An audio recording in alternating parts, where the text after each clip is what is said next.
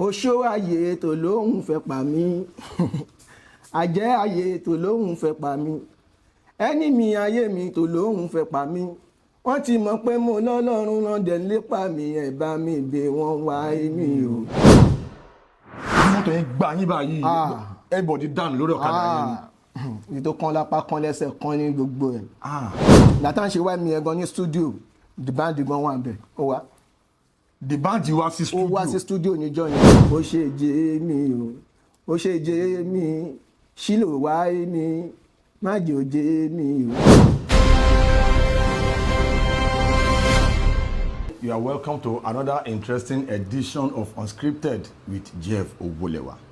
This edition is a very special one. Torí pé kí ni ẹja ńlá òun ni mo gbé wá ní orí ètò. Ṣé dáadáa ni mo bá yín. Join me as I welcome the legendary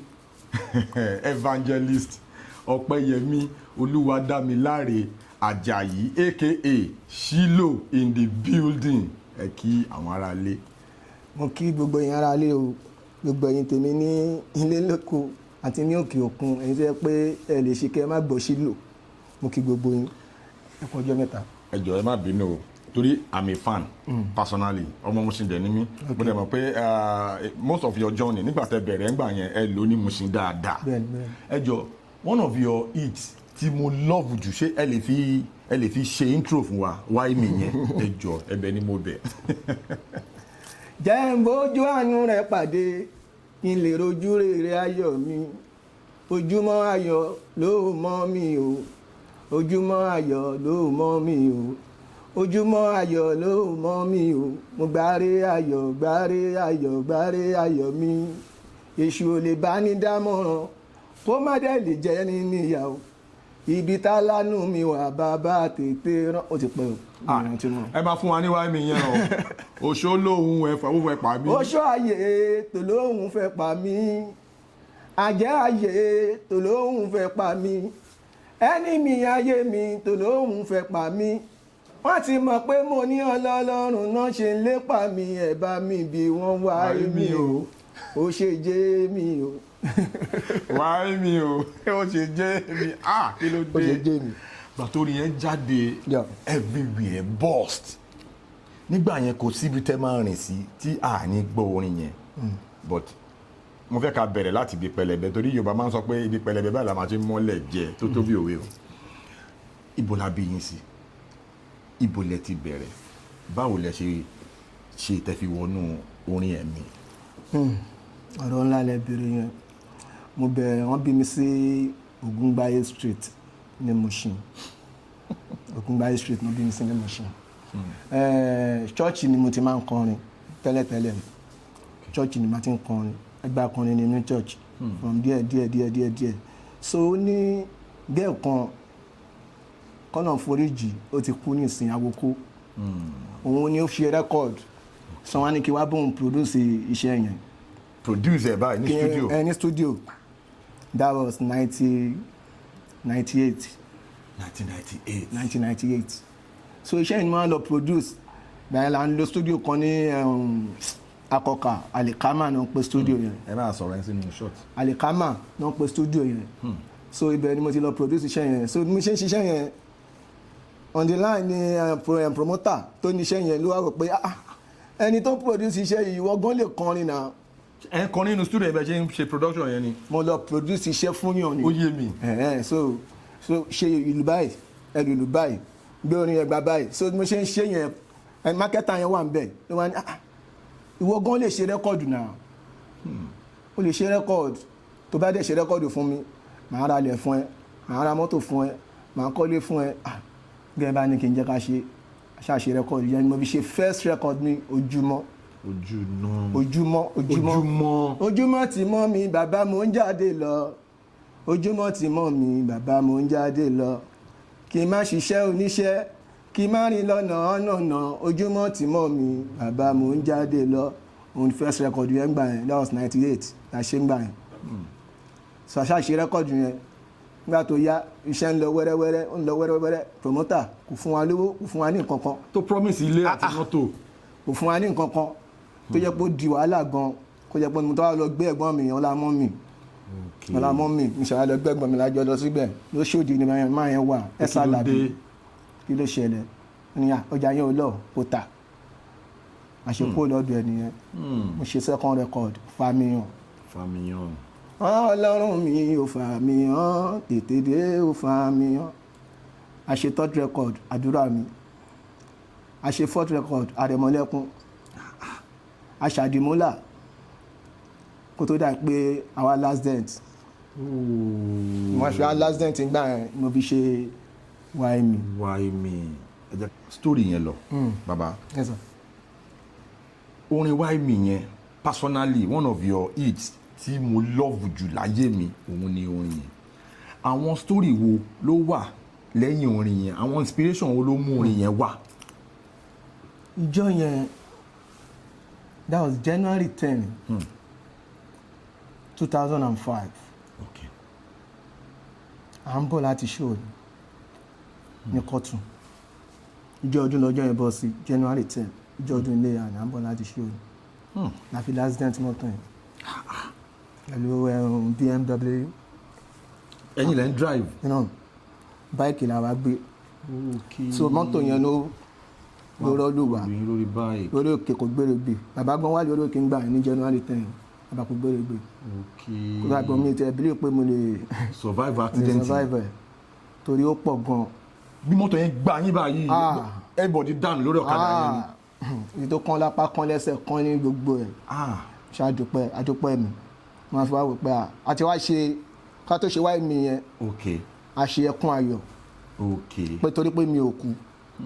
pé a ṣe ẹkún ayọ̀ so lẹ́yìn ẹkún ayọ̀ yẹn la bá ṣe OPEYEMI ìgbà tá à ń ṣe OPEYEMI yẹn gan ní studio Dband gan wà bẹ̀ ó wá. Dband wá sí studio. ó wá sí studio níjọ́ yẹn ó wá book ní LTV8. ní LTV8. ó wá book òní so bó ṣe wá ń gbọ́ ó dà pé orin yẹn ló gbọ́ tó ta sí létí pé OPEYEMI kẹ̀ ló fi wá yọjú ó wà nínú studio pé èmi gan rí báyìí mo jẹ́ ń ṣiṣẹ́ lọ́wọ́. ẹ̀ ń record lọ́wọ́ báyìí. à ń record lọ́wọ́. Dband wá yọjú nínú studio. ó kọ yọjú ó wò wá so bó ṣe wò wá ó kọ padà àwọn èèyàn wọn ò rí so báyìí ṣe section yẹn tán mo kàn ní iṣẹ́ rẹ̀ ni tó yọjú sí ẹni wọn ni ta ni mo ní Dband ti wọ bí sin ó ti wá ń bí sin báyìí ṣe OPEYEMI nìyẹn tí OPEYEMI ṣe gbàgbóró nìyẹn o ó ṣe jẹ́ mi wọ́n fẹ́ pa mí wọ́n ṣàánú mọ́mì mi wọ́n ṣàánú dáàdì mi adúpẹ́ mi. inspiration tó wà lẹ́yìn orin OPEYEMI yẹn nìyẹn. accident yẹn ló fa inspiration yẹn. okay a lot of times tíyẹn bá máa ṣe irú orin bẹ́ẹ̀ yẹn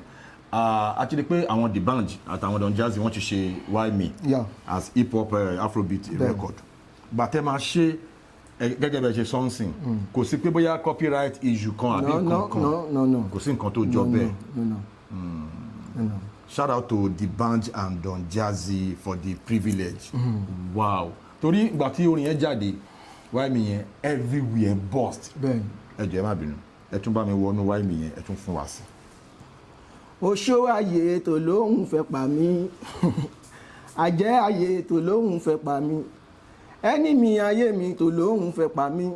wọ́n ti mọ̀ pé mo lọ́lọ́run náà dẹ̀ ń lépa mi ẹ̀ bá mi gbé wọn OPEYEMI o ó ṣe jẹ́ mi o ó ṣe jẹ́ mi Shilo OPEYEMI má jẹ́ ó jẹ́ mi o OPEYEMI ẹ lọ fà gan sẹ ajẹ́ báyìí gan ni ó lọ fà. bàbá ẹ má bínú o torí a lot of people tí wọ́n bá ti ṣe iṣẹ́ sẹ́yìn bẹ́ẹ̀ yẹn ẹni catalog yín heavy gan one of them ni OPEYEMI album record yẹn a lot of people tó máa ti ṣe iṣẹ́ ńlá sẹ́yìn bẹ́yìn wọ́n máa ń ṣe bíi reloaded wọ́n máa ń revisit wọ́n máa ń ṣe sequel kánà àwọn ní fíìmù ni wọ́n máa lọ gbé title yẹn wá irú títí Ìyábọ̀ Òjó ń sìn Arinzo Return of Arinzo rí pé Arinzo yẹn wọ́n ti ń fàájà báyìí shout out to Ìyábọ̀ Òjó now ṣé ẹ ní plan kankan láti remix àwọn hit yín ìgbà yẹn pẹ̀lú àwọn olórin ẹ̀mí tìsín yìí tán trend báyìí kí ni plan yín. ẹ ṣe à ń plan láti remix OPEYEMI à ń plan ẹ̀ à ń pẹ̀lú ẹ̀ lọ́wọ́lọ́wọ́ báyìí ẹ lè fi orin àtijọ́ yẹn ẹ lè fi wé tìsín yìí ẹ mọ̀ pé àwọn èèyàn gan wa kọrin ẹ̀mí mọ́ kí ló wá kọ́ sí. ọkàn rẹ̀ mímọ́ oríṣiríṣi nǹkan náà kan kọ́ pátá wọn tó bá kọ̀ọ̀kan tó wù wọn kàn ṣáà ti gbọ́ wọn kàn ti ṣe kinní but ẹ lè máa fi wé àwọn orin ẹ̀mí ìgbà yẹn àwọn ọ̀sọ́jí ìgbà yẹn ẹ lè fi wé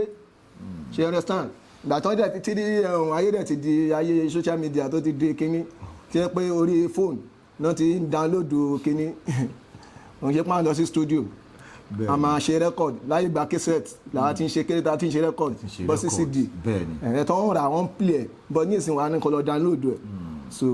àwọn òde mi ì mọ̀ ń pa mi mẹ́nu ẹ̀. ok now ẹ jẹ́ ká tún reflect a little bit lórí orúkọ yìí yẹn evangelist Ọpẹ́yẹmí Olúwadámiláre Àjàyí Shilo gbogbo wa la mọ̀ pé Shilo nínú scriptures central place of worship ni fún àwọn ẹlẹ́sìn oní kristẹni then a wá rí i pé àwọn celestial pẹ̀lú àwọn kérúbù and seraphim àwọn gangan náà wá náà fẹ́ lójú ní Nàìjíríà bóyá mo wà wọn máa yìí bóyá mo wà wọn course now orúkọ yìí yẹn kí ni inspiration tẹ fi pé ẹ fi adapt orúkọ Shilo yẹn tó jẹ́ central place of worship fún àwọn christian tẹ fi adapt as your stage name kí ló fà. ṣe rí Shilo yẹn mo ṣe gbà tí mo ṣe rẹ́kọ̀dù ni mo ti ń jẹ́ orúkọ yẹn. ìgbà wo lẹ ti ń jẹ́. orúkọ yẹn ti wà tipẹ́ àwọn ọmọ sẹ́ráfù tó bá ń gbọ́ mi sí wọ́n mọ̀ pé nígbà kan wọ́n máa sọ pé àwọn ọmọ ogun ọ̀run sùn àwọn ọmọ pápá ń jó àwọn ọmọ pápá ń jó láyé ìgbà tá a ṣe máa ń gbá ṣọ́ọ̀ṣì káàkiri tá a máa lọ ṣòro káàkiri lọ praise night káàkiri lórúkọ yẹn ti wà kó ṣégbà tí mo ṣe ń ṣe rẹ́kọ̀dù mo ṣe ń jẹ́ Shilo orúkọ yẹn ti wà tipẹ́ before ẹ mọ̀ pẹ́ lómi tó bá fẹ́ ṣe rẹ́kọ̀dù sorry to say hero evangelist náà rí tẹríba ẹ mọ̀ pé orúkọ rẹ́kọ̀dù wọn tó kọ́kọ́ ṣe. bẹ́ẹ̀ ni. mo náà fi jẹ́ atóríṣe hero dárí melody ẹ̀rí pé melody náà ni ló fi ń jẹ́ ọmọ abúlé ṣe pé orúkọ yẹn tán fi ṣe rẹ́kọ̀dù yẹn. orúkọ orin tó kọ nínú. so ẹ lè rí rẹ́kọ̀dù mi kan tí mo sọ pé Shilo táìtù ẹ pé Shilo orúkọ yẹn ti wà before ó ti wà tipẹ́tipẹ́ ni so bóyá jẹ́ ni. wow now ẹ jẹ́ ká digress a little bit professional. Olúwadámiláre Ọpẹ́yẹmí Àjàyí aka Shilo. now mo fẹ́ kẹ́ fún wa ní comparison time yẹn ṣe mọ̀ pé time yẹn mo ń sọ̀rọ̀ 98 99 2000 2001 2 3 4 5 6 7 8 9 10 era yẹn era kan ní nínú gospel music time yẹn tẹ́ bá ń kọrin a máa ń fìlì texture ohun yín dexterity ohun yín as a matter of fact olórin tí ò bá lóhùn tí ò bá ní talent kò lè rí ọ̀nà lọ nígbà yẹn but ayé ìsìn yìí ó ti di ayé internet ayé ti lu jára orin díẹ̀ effect púpọ̀ ló máa ń fi sí kí ni experience yín nígbà yẹn compared to now. ẹ ṣe time yẹn èmi ò kà pé à ń kọ iṣẹ́ là ń ṣe nígbà iṣẹ́ là ń ṣe because record tó máa ṣe tí ó ń ṣe pé family ẹnìkan ló máa gbọ́ gbogbo olú ló fẹ́ gbọ́ so bí mo ṣe wà yìí tí n bá ṣiṣẹ́ ní studio tí bá rí nǹkan tó nílùú mi lù tó jẹ́ pé samba la play tí bá rí pé samba yẹn kò tẹ́ mi lọ́rùn máa padà play ẹ̀ máa tún play. ẹ máa tún play. máa tún play fúnra mi mo ń ṣiṣẹ́ mẹ́rin nínú iṣẹ́ mi fúnra mi mo ń gbérin fúnra mi mo ń pàtà ara mi. iṣẹ́ nígbà yẹn kò kí ń ṣeré eré kẹ̀ gbà tí wọ́n ṣe family ẹnìkan ló fẹ́ gbọ́ ìlú ló fẹ́ gbọ́ gbogbo worldwide ni ẹ mọ mi tó ti ń gbọ́ Shilo connection ti Shilo ti ní nítorí de pé who is this guy tani bọ̀bọ̀ yìí mo fẹ́ rí ṣùgbọ́n a dúpẹ́ lọ́dọ̀ Ọlọ́run pé a kú a ṣì wà ayédèṣì ń gbọ́ wa so ẹ lè máa fi gbà yẹn ẹ lè máa fi wé ti sìn. because a lot of people ẹlòmíràn ní Shilo ti travel out Shilo ti ọ̀tá wọn ti ṣaláìsí Shilo kú o Shilo ló jókòó sẹ́gbẹ̀ẹ́ mi yìí live and direct mo dẹ̀ mọ̀ pé your body of work ó ti inspire a lot of artists ní era yìí. now ẹ jẹ́ ká wá wọ inú spiritual world lọ nínú orin ṣé mọ̀ pé as a gospel artist àwọn Pentecostal gospel musicians wọ́n wà àwọn aláṣọ ẹ̀mí àwọn olórin ẹ̀mí bíi tìyín báyìí àwọn náà tún wà kí ni báwo lẹ ṣe máa ń get inspiration yín tẹ́ bá fẹ́ wọ studio gẹ́gẹ́ bí olórin ẹ̀mí. ẹ ṣe láti jọ tí mo ti ń ṣe rẹ́kọ̀dù tí máa ka rẹ́kọ̀dù mi at least màá sì máa lọ bí abí 18 the 18 records. láti ìgbà tí mo ti bẹ̀rẹ̀ ṣe record mi ní producer. ẹ̀yin lè máa produce ara yín. mi máa produce ara mi nǹkan tó lómi lè máa play máa sọ fún nǹkan tó dìtà máa tẹ̀ máa sọ fún pé nǹkan báyìí ni kò play. ṣe understand ẹ lè fi ìgbà yẹn sẹ́ ẹ lè fi wéètì sí yìí. ẹ mọ percussions. ọlọ́run àwọn inspiration yẹn wà gan dáadáa gbà yẹn ìgbà míì mo lè wà ní toilet nǹkan wà ní toilet òun yẹn kọ́ sáré wá àsáré ṣe voice ẹ̀ lẹ̀ àbí kí n sáré kọ́lẹ̀ mi ì lè gbàgbé ẹ̀ so bó ṣe máa ń wá nìyẹn so ọdẹ lè rí mi pé mo copy àbí mo copy ẹnìkan pé not at all àwọn ti sin iná lẹ́bẹ̀ẹ́ di ọ̀túnba Shilo akọgun Shilo akọ́dà Shilo kíní kan Shilo 2 balógun Shilo ti wà báyìí so inú mi dùn wọn ká ní pọ́tà mi jẹ́ wèrè wọn lè sọ pé kíní kan wèrè ṣe understand inú mi dùn bí mo ṣe ń gbọ́ tó ń fi mi tó ń jẹ́ orúkọ mi nǹkan náà ń balógun Shilo ọ̀túnba Shilo akọ́dà Shilo 2 Shilo ṣe mọ̀ pé Shilo but wọ́n mọ̀ pé Shilo lélẹ̀ Shilo lélẹ̀ àpapọ̀ ìdí nǹkan níbi Shilo but kò lè dàbí Shilo kò lè dàbẹ́ so voice mi ò dẹ̀ change voice yẹn náà change so tó bá tó ṣe rẹ́kọ̀dù ń sàwọn àpapọ̀ yìí kí ló ń lò voice ò change voice ò change rárá. a lot of olórin bí tẹ bá ọ̀rọ̀ yẹn dé ẹ jẹ́ kí n interject yín a lot of musicians ṣe pé gbàtàn young tó bá ń kọrin voice wọn yẹn máa ń tó máa ti ń dàgbà bígbà tó wọn yẹn bóyá ṣé wọn yẹn máa ń fọ́ ni àbó máa ń bóyá máa ń ha ni kò tiẹ̀ kí n yéèyàn ẹ kò máa rí pé mi fẹ́ dárúkọ ẹ kò máa rí pé ohun yẹn ti yàtọ̀ bígbà tí ohun yẹn náà hate but ohun titi yín kò hate kò dàgbà ohun yẹn wà ń bẹ̀ bígbà tí ẹ ti wà ní young age yín gbà yẹn náà ni so now a lot of people ti wá sọ a lot of things because gbà tó yá àkànrí pé nínú industry gospel àkàn gbọ́ orin Shilo mọ́ àwọn nǹkan wo ló ṣẹlẹ̀ torí mo rí fídíò pastor Ṣẹ́gun shout out to pastor Ṣẹ́gun wọ́n ṣe fídíò kan wọ́n wá sọ̀rọ̀ wípé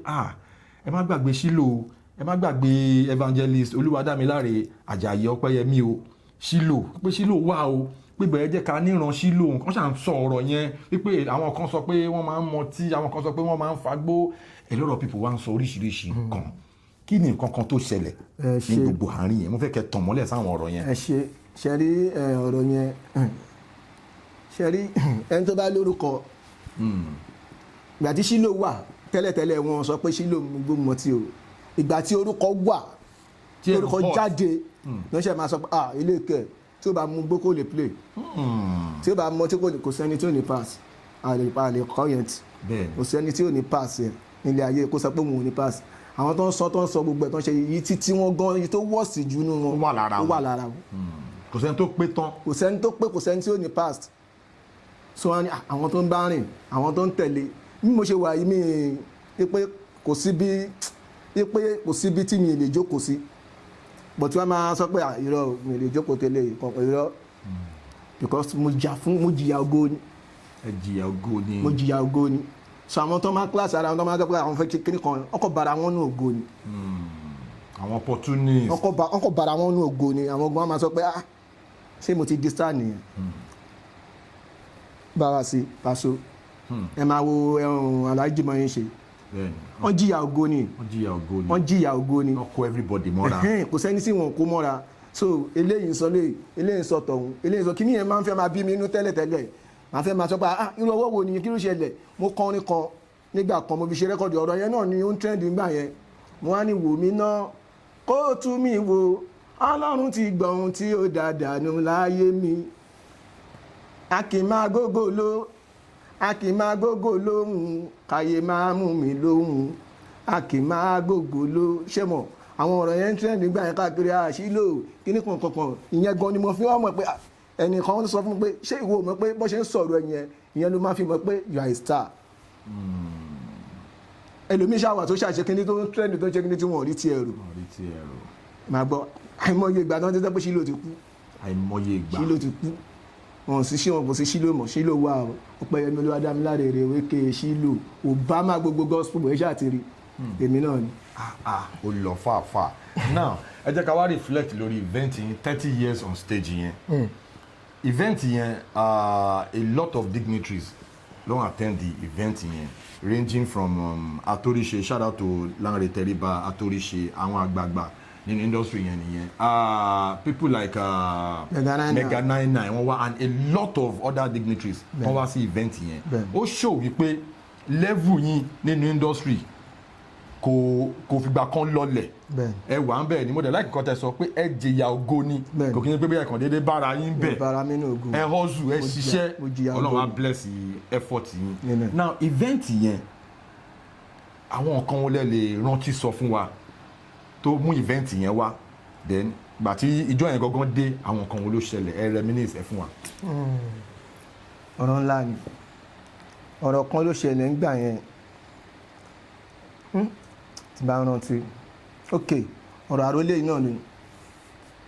alàgbà Ṣẹ́gun Àrólé ọ̀rọ̀ yẹn náà ló ṣẹlẹ̀ ńgbà yẹn tó jẹ́ pé lórí social media tó ń trend káàkiri pé ẹ tọ́jú Shilo ẹ wá Shilo ẹ ṣe kinní kan làwọn fans mi wá ní OPEYEMI jẹ́ ká ṣe nǹkan kan tó yẹ pé àwọn èèyàn máa fi mọ̀ pé adé máa ṣe in big way let me tell you 5 naira mi kò sí nínú gbogbo nǹkan tó ń ṣe yẹn. gbogbo àdúrú event yẹn stage everything ọba májẹ̀mú 5 kọ́bọ̀ mi ò sí bẹ́ẹ̀ 5 naira mi àwọn fans mi náà organize ẹ̀ wọ́n dẹ̀ gba big god wọ́n dẹ̀ organize everything wọ́n dáná wọ́n ṣe everything a tún ṣe party after party. wow. lẹ́yìn gbàtà kúrò ní ọ̀lù ẹ̀ a tún lọ sánàdá hotel a lọ ṣe party after party náà tún lọ ṣe yẹn ìyẹn lára ṣe mọ́jú. so tó bá jẹ́ Shilo jẹ́ onígbéraga níjọ kí ló kàn án pẹ̀lú títí ẹ̀ wọ́n lè plan yẹn fún mi mo dúpẹ́ pé kò ń ṣe pé ẹ jẹ́ ká ṣe remembrance kò Shilo ká ṣe 30 years ó ju 30 years lọ. ó ju 30 years lọ. ọkàn ní kókó ṣe kínní yẹn kókó jẹ kan tó máa jẹ kan mo ṣe 30 years on stage so mo dẹ̀ dúpẹ́ lọ́wọ́ àwọn tó dìde mọ́ mi gbà yẹn wọ́n dẹ̀ ṣì wà nínú platform ìdènà àwọn náà lọ dá platform yẹn lẹ̀ OPEYEMI AJAIYI Shilo fans club wọ́n dẹ̀ ṣì ń ṣe dọ̀la torí wọ́n fẹ́ ní kó máa close ẹ̀ kán jẹ́ kó máa lọ bẹ́ẹ̀ kó máa lọ bẹ́ẹ̀ so adẹ̀pọ̀ gbọ́nú platform yẹn. ok at that junction ẹ jẹ́ kí n for opportunity yẹn náà address àwọn olólùfẹ́ wa lórí ètò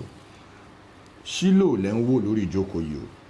fún àwọn tó máa sọ pé Shilo ti kú Shilo kú o Shilo dẹ̀ ní kú wọ́n máa dàgbà nínú ògo nínú ọlá nínú àlàáfíà ara. now a lot of àwọn fans yìí tí wọn kì í rí àwọn videos yìí míì tó jẹ́ pé eléyìí lọ́ọ́ máa rí pé Shilo rè tó máa fẹ́ support yín ẹlòmíà fẹ́ pè yín sí show ẹlòmíà fẹ́ tiẹ̀ reach out sí yín kóhun tiẹ̀ gbóhùn yín àwọn èèyàn love yín gan fan base yín ó solid. I know. mo fẹ́ kí ẹ fi opportunity to account details yín fún àwọn kan tó máa kàn fẹ́ support from the bottom of their heart pé let me support Shilo mo fẹ́ kẹ́ ṣe yẹn báyìí ká tó tẹ̀. ẹ ṣé o ẹ̀yin olólùfẹ́ OPEYEMI kẹ́lẹ̀ kí wọn kẹ́ ṣàdúrà fún wọn. ẹ̀yin olólùfẹ́ OPEYEMI OLUWADAMILARE AJAIYI aka Shilo Obama gbogbo gospel ọ̀gá ńlá gospel tẹ́ bá fẹ́ ràn mí lọ́wọ́ Ecobank 180 121 87 89 180 121 87 89 ẹ máa rí AJAIYI OPEYEMI Shilo ẹ kò sí Shilo ń bẹ o AJAIYI OPEYEMI OLUWADAMILARE. so àwọn tó bá fẹ́ reach out ní tó fẹ́ pè yín bóyá show ni bóyá wọ́n kàn fẹ́ kí wọ́n fẹ́ gbóhùn yín. tẹ́ bá fẹ́ pè mí sí any event tẹ́ bá fẹ́ ṣe bóyá ìṣílé àbí ìkómọ àbí wedding ẹ pè mí sí 080 77 88 72 58 080 77 88 72 58 èmi gangan ni máa gbé direct line mi nìyẹn. direct line. Yeah. Shilo tẹ́tìrí ní round up interview yìí tí àbádé area tí mo fẹ́ mẹ́nu báyìí. Okay.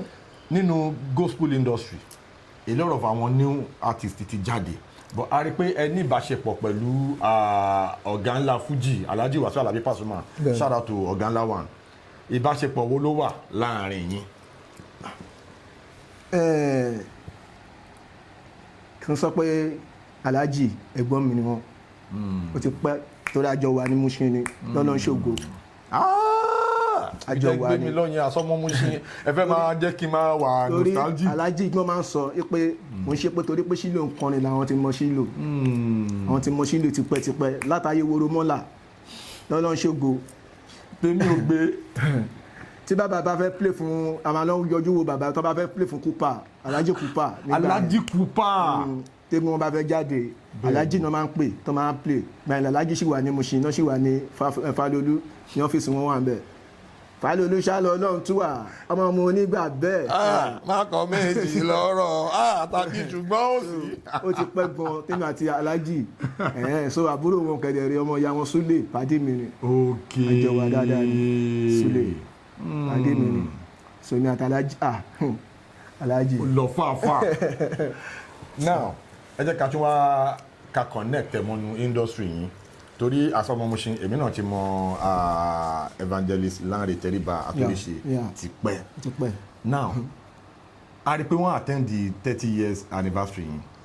yìí ìbáṣepọ̀ wo ló wà láàrin ẹ̀yin àti wọn then àwọn gospel artist irú another legend Mega 99 ìbáṣepọ̀ wo ló wà láàrin yìí.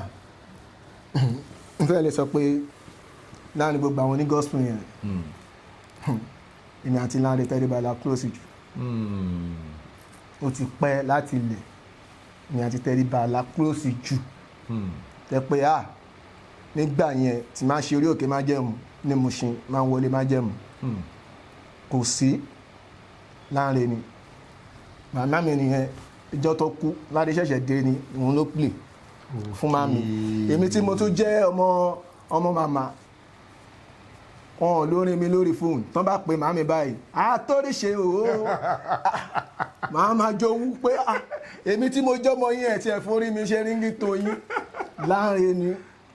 Lanre ni in fact ìfẹ́ yẹn ó pọ̀ láàrin èmi àti ẹ̀ ó pọ̀. Mo fẹ́ sọ nǹkan kan torí táìmù kan tí orin Atorise jáde that album tí everywhere burst gbà tí wá tó àwọn pọ́ìntì kan àwọn orin yín tó bá jáde báyìí orin Atorise máa jáde báyìí ó wá ń dàbí Wizkid àti Davido ẹ ti mọ orí kan bẹ́ẹ̀ yẹn so àwọn kan máa ní Shilo lèmi ń tẹ̀lé àwọn kan máa ní Atorise lèmi ń tẹ̀lé àwọn fanbase yìí yẹn wọ́n solid gan táìmù yẹn ó ń dàbí inú mi dùn bẹ́ẹ̀ ṣe wá yànnà náà ẹ̀ sìn pé ẹ ti close láti ilẹ̀ láti ti pẹ́ but fún àwa fans báyìí tó jẹ́ pé a máa ń ganú lẹ̀ pé ó tún ti ṣẹlẹ̀ Shilo ti release album Atorise náà ti release album a máa ń pitch àwọn èèyàn àwọn fans wọ́n máa ń pitch àwọn stars against ara wọn máa compare bẹ́ẹ̀ni now gbogbo time yẹn àwọn máa ń rò bóyá Shilo yìí yàtọ̀ Atorise wọ́n máa jà wọ́n máa níra wọn sínú torí rival burúkú la méjèèjì máa jẹ́ wọ́n ṣe wà yẹn ẹ mọ̀ pé báwọn fans ṣe máa ń sọ̀rọ̀ Ronaldo àti Messi pé Ronaldo ní sẹ́ẹ̀ ẹlòmíà ní Messi ní best ẹlòmíà ní Ronaldo ní táìmù yẹn gbà tí gbogbo ariwo yẹn ń lọ ń gbòòrò báwo lẹ́yìn ṣe máa ń feel personally tẹ́ bá wà ẹ mọ̀ kó ń ṣẹlẹ̀ bẹ́ẹ̀. ó máa ń ṣẹlẹ̀ bẹ́ẹ̀ aṣáà máa fi ti àwọn Alhaji Wasale àbí àti Alhaji Saheed Òṣùpá ó ti wà tipẹ́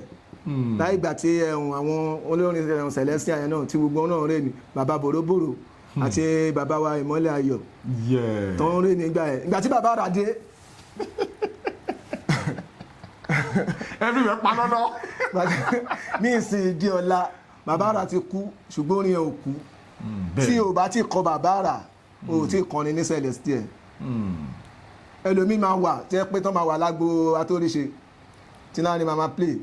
tó máa dé ọ̀dọ̀ Ọládéwálé fún wa ní Shilo wọ́n máa ṣe fíìmù náà ẹlòmíì máa jókòó ṣùgbọ́n tí bá kọ Atorise ẹlòmíì máa fò dídé yẹn ṣe fún wa ní tọ́lọ́run bá lè tẹ̀rí ọ̀tá mi gbogbo ẹlòmíì ṣe máa dìde aṣàwájú ẹlòmíì náà sọ pé fún wa ní Shilo bá dọ́dọ̀ Mega Shilo ní kẹ́ fún wa ẹ fún wa Shilo kájọ Shilo díẹ̀ ẹ fún wa Atorise ẹ fún wa lórí ètò ẹ jẹ́ àjẹ́ àwọn fáǹsì wọ́n fẹ́ jẹ́ gidi gan pé ẹ jẹ́ kó tiẹ̀ kọ́ ẹ jẹ́ kí Shilo tiẹ̀ kọ́ Atorise fún wa náà mo fẹ́ jẹ́ kí kọ́kọ́ ojú wa kọ́kọ́ blọ̀ àwa clear later ẹ fún wa. ó ní tipẹ́tipẹ́ tí mo ti ń jìyà bó pẹ́ bóyá mo sì máa jọ̀rọ̀ bẹ́kún pẹ́ dálẹ́ kan ayọ̀ ń bọ́ lówùrọ̀ ìṣòro ayé mi yẹ mo sì máa èmi náà ní àwọn rẹ́kọ̀dù náà rí tí mo like oníṣẹ́ ìyanu ẹ fún wa. ẹ wo oníṣẹ́ ìyanu ẹ wo oníṣẹ́ ìyanu ẹ wo oníṣẹ́ ìyanu in fact Ṣẹ́jìrì mò ń gbé lọ sáwọn level kan ní mo dẹ̀ mọ́ mọ̀ torí ọmọ mo ṣe lèmi náà àti bẹ̀rẹ̀ méjèèjì yẹn a mọ bí fíìmù yẹn ṣe bẹ̀rẹ̀ so bí bọ́lá ṣe wá gbé ògo yín ga tí ẹ̀yin méjèèjì tẹ́ wá di ìlú mọ̀ọ́ká ó máa ń jẹ́ nǹkan tó máa ń dùn mọ́ wa nínú gẹ́gẹ́ bí product Mushin pé these people bí ìlọ́n ti bẹ̀rẹ̀ tó ń fi wá di worldwide contribution ńlá ni sí fún àwa ta mẹ́nu ẹ̀ so as e dey go now ṣe ti rí kò sí bọ́n ṣe máa sọ story Atorise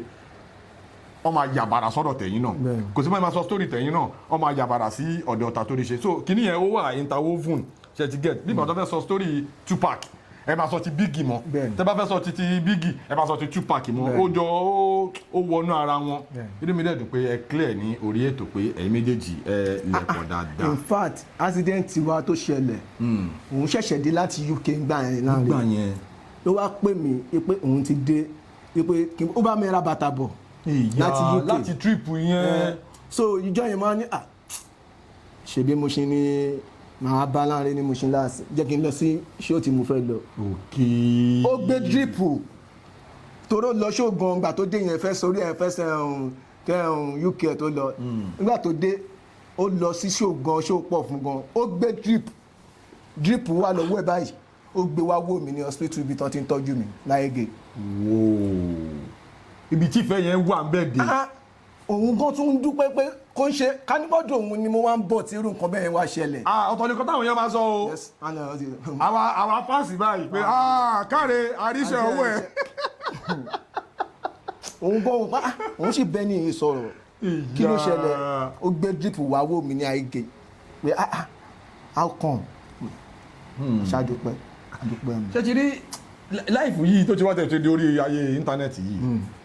ó dá káwọn kankan máa jáde ó dá kí a máa sọ àwọn ọ̀rọ̀ kọ̀ọ̀kan torí personally èmi mọ̀ pé àwọn fáǹsì kan nígbà kan nígbà wáyé mi yẹn níbo 2005 wọ́n bá tún pílẹ̀ lé ní ìsìn ìwárúbí ó ṣe jáde lánàá. I'm telling you. ṣùgbọ́n wọn ni gbẹ́ngàn Fẹ́mi Adébáyọ̀. Fẹ́mi Adébáyọ̀ kan kọ ọ́ ṣe fídíò yẹn wọ́n sọ nínú ọkọrin ẹni nínú mi ó lọ fàáfàá gan. mo lọ play fún wọn náà nígbà tó ń ṣe kíni tanzi àwọn gúrùpù wọn. ok ẹ lọ play bẹ́ẹ̀ live. mo lọ ní Ìkẹjà náà. wow mo lọ síbẹ̀. wow mi débẹ̀ mo pound points mi. wow so now ẹ jẹ́ ká tún wọ́n ní spiritual realm díẹ̀ ṣe ti rí gẹ́gẹ́ bí iṣẹ́ tẹ̀ ń ṣe iṣẹ́ ayé ni òun lèmi náà ń ṣe mo mọ bí ó ṣe máa ń lọ bọ̀ gẹ́gẹ́ bí spiritual musician tó jẹ́ olórin ẹ̀mí àwọn ìdojúkọ oríṣiríṣi ló máa ń wà torí kò sí bí wọ́n ṣe máa rìn torí ò ní mí àwọn ìdojúkọ wo àwọn challenges wo òyìnbó máa ń pè ní the most difficult challenges tí ẹ lè gbàgbé tó jẹ́ pé tẹ bá rántí báyìí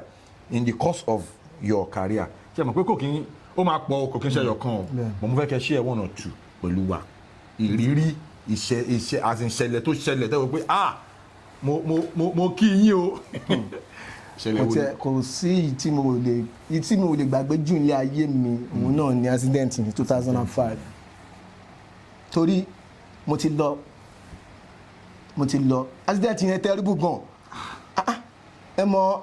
àwọn tó ń ṣe program rédíò ń gbà yẹn bí wọ́n yẹn máa ń sọ nǹkan bẹ yẹn ní wọ́n wá ń play record mi nínú rédíò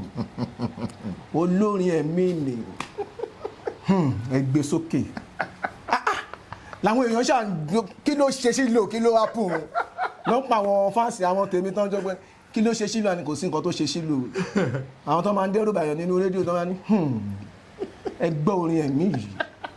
olórin ẹ̀mí ẹ bá wà ní. ìṣẹ̀lẹ̀ ńlá yìí ló ṣẹlẹ̀ sólórin ẹ̀mí yìí àwọn ìyá wa tẹ́tí báyìí àgàgà àwọn ìyá arúgbó yẹn wá. kí ló ṣọmọdé yìí ẹ mọ̀ pé ẹ̀yin oní tíátà ẹ̀ mékọ̀pù nígbà yẹn tán mékọ̀pù fún mi nígbà tá a ṣẹkún ayọ̀ ìyá kan dẹ̀ wà ń bẹ̀ ọmọ ẹni tó bá rí mọ́mí òun bó ṣe ń sunkún gbà tán tí mi nínú kinní tá a fi pé wọ́n ti pa bàbá yìí o wọ́n ti pa o wọ́n ṣe gbẹ́ o ṣé Shilo ti kú nìyẹn ni ṣé Shilo in fact ẹ wo ìlú mi lórí accident yẹn but mo dúpẹ́ mi torí lẹ́yìn ìgbà yẹn mo mọ àwọn tó jẹ́ pé wọ́n tún ní ògo ẹ wo ọ̀rẹ́ mi Adégbodò twins tí ń jẹ́ mẹ́ta kéèyàn lè ro 50 years kéèyàn lè ro pé ọmọ ẹ̀ máa ṣaláìsí èmi gan dé Ìbàdàn mo lọ sí Ìbàdàn mo lọ kíkejì mi ì lè dúró torí èmi gan mo kàn wò pé ṣé wọ́n lè rò kàn bẹ́ẹ̀ yẹn sí just like that. àdìpẹ́rẹ́ pé wọ́n wá sí event yín wọn wá ó yẹ kán wá ọ̀sìnlé tàbí ọ̀sìnlé gbà. ṣé ń bá ọ̀gá ńlá ṣe náà lẹ́ ń bá Olúfimọ ṣe ìbáṣepọ̀ wo ló wà láàrin yẹn àti Olúfimọ Dr. King Saheed Òṣùpá. ó dáa jọ ṣe rẹ́kọ̀dù báyìí rẹ́kọ̀dù yẹn ó máa milẹ̀ torí King Dr. Saheed Òṣùpá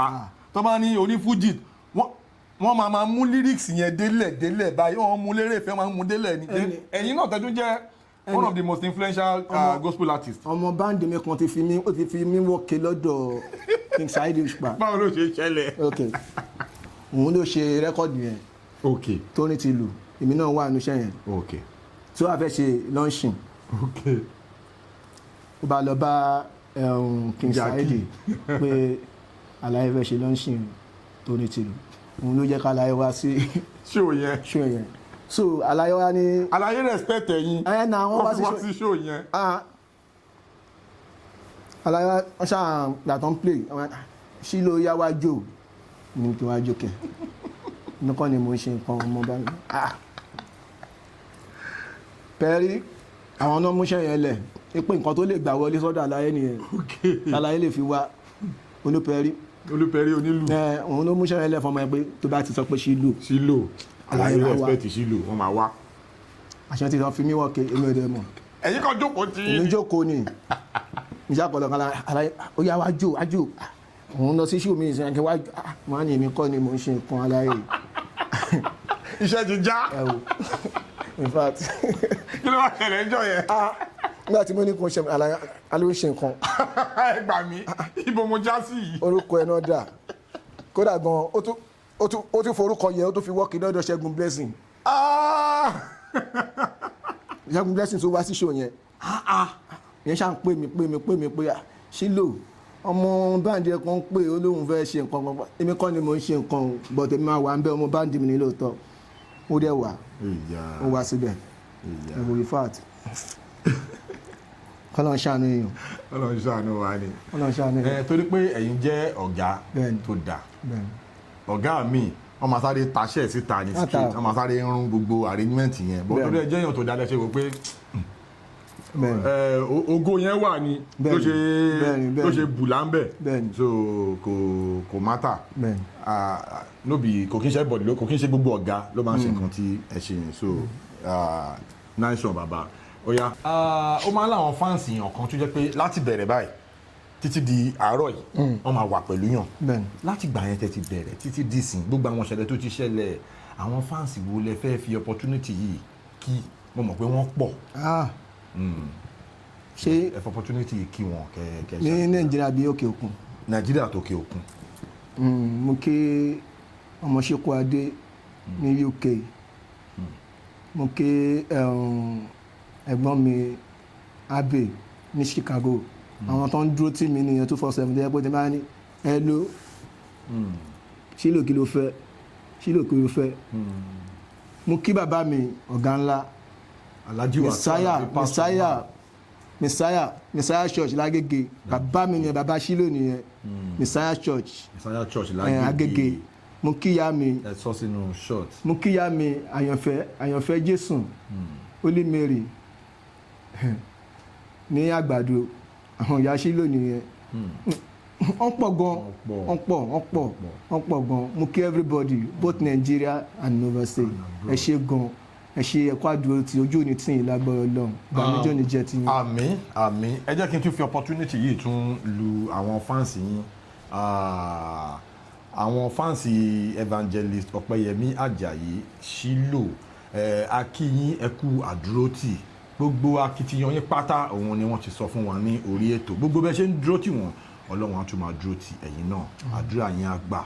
now ó ní àwọn fídíòsì yín kan tí mo máa ń rí mo máa wá ń rọ́mọ yín kan ó máa ń kọ àkọ́bí Shilo something like that. Adédayọ̀ Àrẹ̀mú ọmọ Shilo ọmọ mi gangan nìyẹn first born mi nìyẹn first born yín ni tí mo bí ó ń kọrin òun náà dẹ̀ ń trend lọ́wọ́ yìí ló ń trend dáadáa so òun àti àròjà náà jọ máa ń wà tẹ́lẹ̀tẹ́lẹ̀ kó tó dà pé òun náà wà dá dúró títí ẹ̀. ṣé òun náà ń plan láti ṣe álbọ̀mù ni well a máa fọ opportunity yẹn náà gbé wá sí orí ètò a máa fi ọ̀rọ̀ wérọ̀ ní ẹnu tòun náà káwọn fáǹsì wa tí wọn ti dààmú wọn á lè lọ bàbá fàájà náà ẹ jẹ́ ká tó wá fi opportunity yìí sọ social media handle yín fáwọn tí wọn ti mọ̀ kàn lè lọ bẹ̀ TikTok yín Facebook yín Instagram yín ẹ sọ fáwọn èèyàn. OPEYEMI AJAIYI Shilo. OPEYEMI AJAIYI Shilo lórí Facebook. Lórí TikTok mi OPEYEMI AJAIYI Shilo náà ni. náà ló wà bẹ́ẹ̀. ẹ̀yin tí wà nílé ẹ ti gbọ́ látẹnu wọn bẹ́ẹ̀ yẹn ẹ bá wa lọ sórí TikTok wọn kẹ bá wọn lọ follow kẹ bá wọn lọ máa fà á já ń bẹ àwọn fídíòsì wọn ó wà ń bẹ dáadáa lọ́lọ́kan òjọ̀kan kẹbà kí ni plan yín fún another album abẹ́tẹ̀ṣẹ̀ṣẹ̀ kan recently ni for opportunity náà sọ fún àwọn fans mi. àti ṣe nǹkan kan ó ti pẹ́ tí mo ti ṣe gbẹ̀yìn o. ó ti pẹ́ tí ti ṣe album gbẹ̀yìn. a ti tó bí abẹ́ǹkan bí let's say 3-4 years now. kí ló dé in fact kọ́nà ṣàánú wa ṣá ṣàánú wa ni but àwọn fans mi tún ti ń gbé gbèsè pé kí ló ṣẹlẹ̀ irọ́ màá wọ studio lẹ́nujọ́ mẹ́ta èmi ò ṣe iṣẹ́ gbọ́n dọ́ọ̀bù kíní kan lórí kíní o máa ń wọ studio direct máa kó lù lọ kó bàtà kó gbogbo ẹ lọ bí ẹni pé ń lọ sọ́dún eégún ni o a máa kó gbogbo ẹ wọnú studio ni tó yẹ pé everyone. ẹ máa kọ́ life báyìí. bẹ́ẹ̀ ni ṣẹ̀kẹ̀rẹ̀ adúró agogo adúró títí ẹ̀ tó dẹ̀ máa lọ bẹ́ẹ̀ tó ń lọ pé kò dẹ̀ ní síyàtọ̀ kò sáṣàdànù gbogbo rẹ́kọ̀dù mi tí mo kálẹ̀ tí mo ní 18 yẹn náà ẹ máa lọ́mọ gbọ́ kò sáṣàdànù nínú iṣẹ́ mi irọ́ sáṣàdànù nínú iṣẹ́ mi. so ẹ̀yin tí wà nílé Shilo wọ́n plan láti ṣe album wọ́n plan láti ṣe record ẹ ti mọ bó ṣe ń lọ pẹ̀lú wọn àwọn máa ń kọ orin ẹ̀mí gangan làwọn máa ń kọ ó dẹ̀ máa ń solid now support yín náà ni à ń béèrè support yín náà ni à ń béèrè fún ẹ jọ̀ọ́ ẹ jẹ́ ká dìde ràn lọ́wọ́ ẹ̀yin tí wà nílé lóko ẹ jẹ́ ká dìde ràn lọ́wọ́ ká ran Shilo lọ́wọ́ fún album wọn tí wọ́n fẹ́ ṣe now màá tún fẹ́ kẹ́ tó for opportunity yẹn sọ account details yín yẹn fún àwọn tó ṣẹ̀ṣẹ̀ tún ń darapọ̀ mọ́ wa ní orí ètò àti nọ́mbà yín. Ecobank 180 121 87 89 OPEYEMI AJAIYI OLUWADAMILARE Ecobank so nọ́mbà tẹ́lẹ̀ pè mí sí 080 77 88 72 58 èmi gangan ni màá gbé. a ti fi etí wa gbọ́ báyìí pé tẹ́ bá ti pè wọ́n direct ẹ fẹ́ ṣe sílé ni ẹ fẹ́ ṣe event ni ẹ fẹ́ ṣe gospel event ni Shilo wọ́n wà ń lé fún yín lákọ̀ anytime tẹ́ bá ti pè wọ́n máa jẹ́ yín ẹ ṣeun gan mo fẹ́ kẹ́ bá fi orin ẹ̀mí tẹ́ bá ti wá wọnú orin ẹ̀mí yẹn ẹ máa fún wa níbi wáìmì yẹn máa fún wa débẹ̀ o èmi máa ń jẹ́ gan gidi gan. mo ti mọ bàbá ẹ̀rí dákun dá mi sí mo ti mọ bàbá ẹ̀rí dákun dá mi sí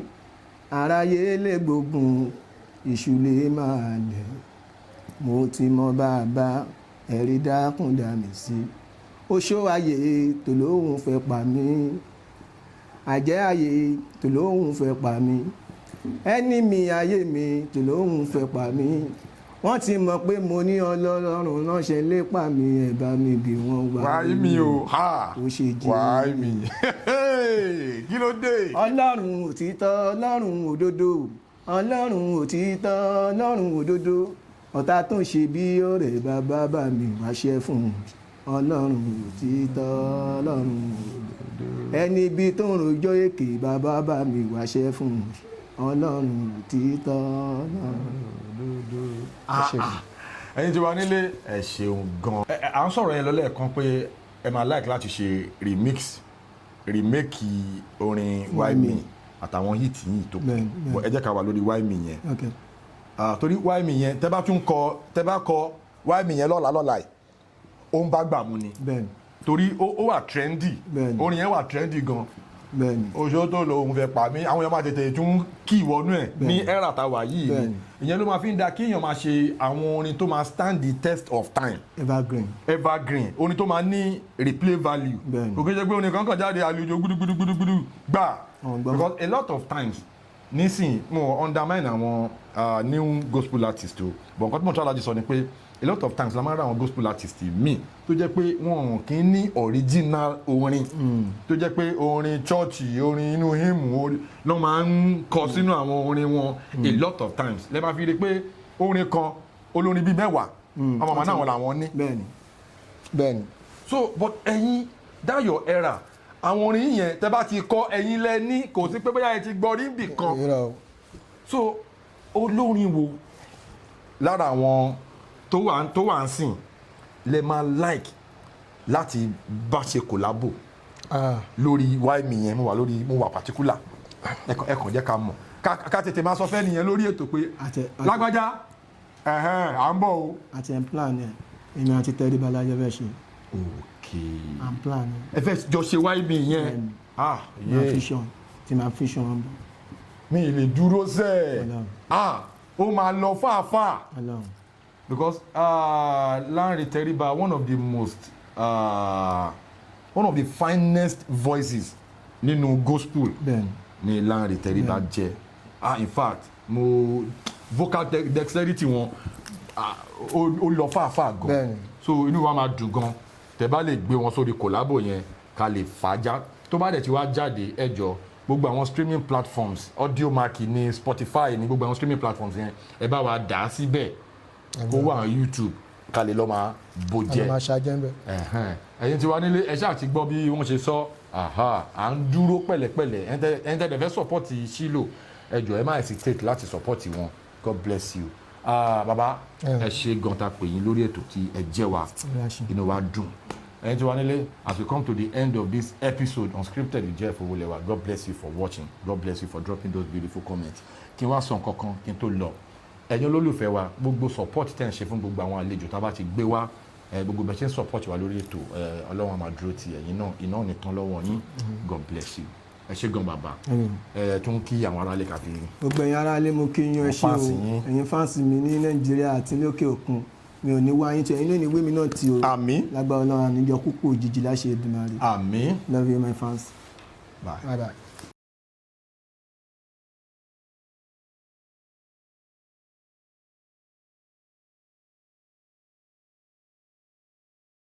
Please subscribe to my YouTube channel and press the notification button.